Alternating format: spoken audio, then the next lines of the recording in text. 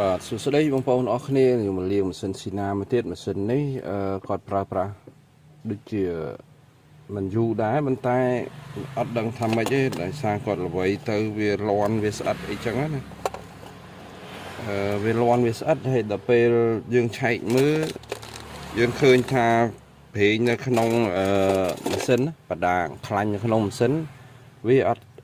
ត់សូវមានវានៅសល់តែបន្តិចបាទខ្លាញ់នៅសល់តែបន្តិចហ្មងខ្លាញ់នៅក្នុងហ្នឹងដូចជាវាតិចពេកហើយណាមួយយើងល្វីប្រើច្រើនយើងយកទៅលើអូសច្រើនយើងវាលាន់ទៅយើងលេងទៅដូចអត់ទុកចិត្តអញ្ចឹងគាត់ផ្ញើឲ្យលេង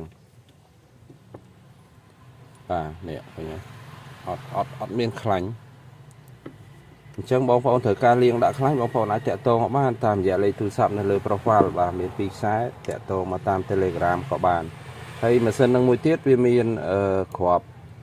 នេះឡតនៅតែនេះឡតនៅខាងជើងក្រោមកស្ពូលនេះ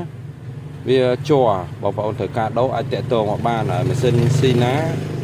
ម៉ាស៊ីនស៊ីម៉ូណូស៊ីណាហ្នឹងគឺត្រូវនឹងឡតជាប់ហើយបើបងប្អូនចង់ឡើងជាដែកវាលែងសឹកអាកន្លែងនេះវាសឹកលែងសឹកអាកន្លែងចាប់ស្ពូលហ្នឹងចាប់បដូលដៃល្វីហ្នឹងញ៉េព្រោះអាឡតជាប់ហ្នឹងវានៅត្រង់នេះបាទ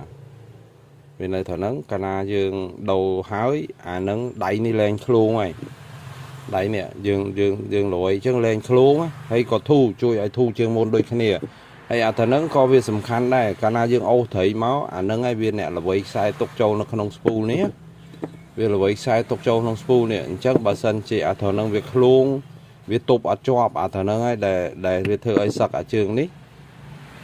សឹកអាបដូលនេះហើយនឹងយើងល្វីទៅក៏វាអត់ស្មូតដែរអញ្ចឹងវាពាក់ព័ន្ធគ្នាអញ្ចឹងបងប្អូនអាចចង់ដូរដាក់បដាងដែកឲ្យហើយក៏បានបដាងនេះ